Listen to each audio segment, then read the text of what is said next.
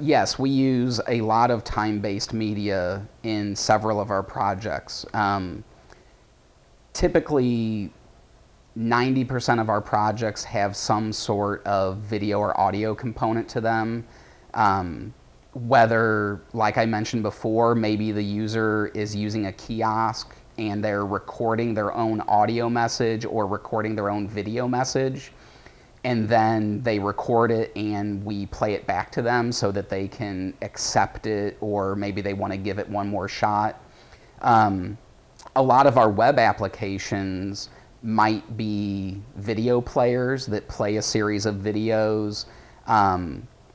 We have done a couple web applications that are basically dictionaries for different industries. So you have a list of words, you click on that word, and besides getting the definition of that word, you also get the text pronunciation and an actual audio clip that shows you how to pronounce that word. So we use a lot of audio, a lot of video in our different projects. We have a client currently that is going to be selling a puzzle, and the cool thing about the puzzle is there's 6 shapes on there, and the person that wants to purchase the puzzle goes to the website, which we're hosting and which we developed. There's a flash tool, which we farmed out to another firm who does this all the time, and the client clicks on the circle and then chooses a photo on their computer. The photo is uploaded, they can then zoom in and out and move it around, and there's a star, they click that, choose a photo, the triangle, the square, and when they're all done, they hit submit and they can then buy that puzzle. And so it's printed onto wood and shipped to them as cut out puzzle pieces. Well, they wanted a video to show that process to people where it's an introductory video showing why do you want to buy this? Charming shots of children playing with it while a voiceover narrator explains, wouldn't it be great? But we also needed a video there to explain just how to do the process. And so that was farmed out to a videographer that we're good friends with, that's done a professional videographer. And he is explaining that process, how to use the tools and how to upload it and select the images and all that sort of thing. So in that regard, we realized it was needed, but we didn't develop it ourselves. We go to certain people on an as-needed basis and talk to them about adding that content. So it's not often we do that. When we do, we have people we go to. Most of the work I do is simple editing, or, and in my case with the web, more or less embedding and trying to get that in there. So the tools that I'm most concerned with will always be, how can I trim, a video, how can I compress it, how can I present it and have it work universally on a website by embedding it. And I found that there's some really cool tools out there, cheap things, that allow me to do all of those things. Stuff, from audio tools. I can't get the name of the audio tool. A lot of these are free and easy to use too. But the ones that I tend to be more into are the ones for embedding on the web, and those are almost always free or easy to get to. When do we use it? When? I'd still say we use it a decent amount. Yeah. Every day. Every day. Flash or video? What about video in your projects? I'd say a good number of them. A lot of people want Really? video. Up on the site, yes. Fashion Yeah, Week has a number of videos. Oh, yeah, I mean, that's right, yeah. it may not be We don't do videos much that with we them. made, but very often they're on the website somewhere. A lot It's of. on YouTube. Yeah, we usually pull it in from YouTube, unless Vimeo. Yeah, or Vimeo. So a lot of that is pulled into the site. What about audio and audio recording? Yes. Oh yeah. Recently we've done some custom audio Right, work. with a former Webster student who designed some audio for us, and has been used on a couple successful projects actually. Yes. One which won a big award for a local nonprofit, and then again we used it for a recent client we're just launching a website for.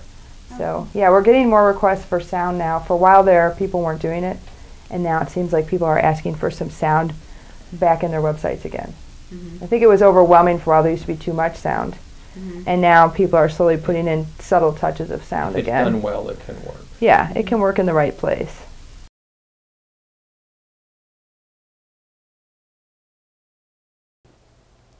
The way that audio and video animation has changed, again, it's with the change of the development application. you know, if someone wanted us to animate something, a year ago we would have jumped into Flash and no questions asked, we would have done it in Flash. Now we can't do that. Now we have to think of better ways to be able to animate stuff.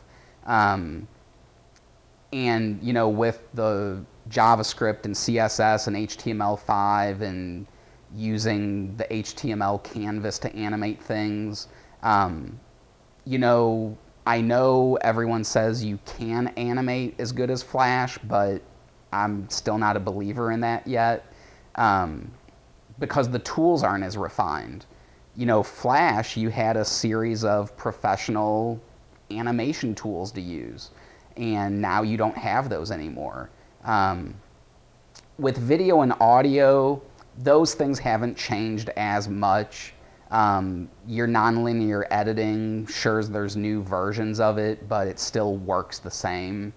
There's always going to be new formats and new codecs that you have to deal with, but for the most part, those are, you know, a handful that you have to worry about. With bandwidth issues, you know, it's obvious, it's the age-old problem that you have with bandwidth. Make something physically as small as possible, but still make it look nice. When you're dealing with a video or with audio, make it as small as possible, but it still has to, you know, sound good. Most of our stuff when we deal with audio is spoken word, so that allows us to compress like MP3 format, very small. So with the spoken word, you know, we can get an MP3 really small and still not hear any changes to that. But, you know, if you're dealing with music or like a music bed in the background, you might not be able to compress it as much. You know, even beyond animation and audio, even JPEGs, you know, certain JPEGs, as everyone knows, you can, you know, compress one JPEG to 50% and it looks beautiful. Do it again and it looks horrible.